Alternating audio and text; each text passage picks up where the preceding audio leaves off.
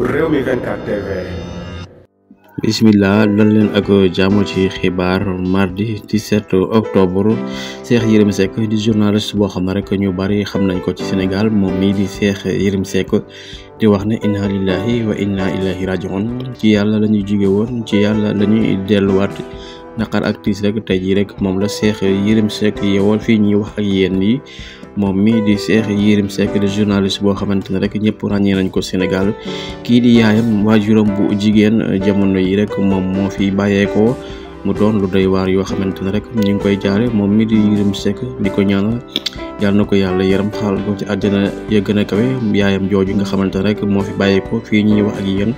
tombé ak mardi 17 octobre atum 2023 kon boo ko mi nga ko Cheikh Yérim Seck mi nga xam ne ñu baree bari rek ràññee nañ ko ci Sénégal kenn dudu ko présenté kon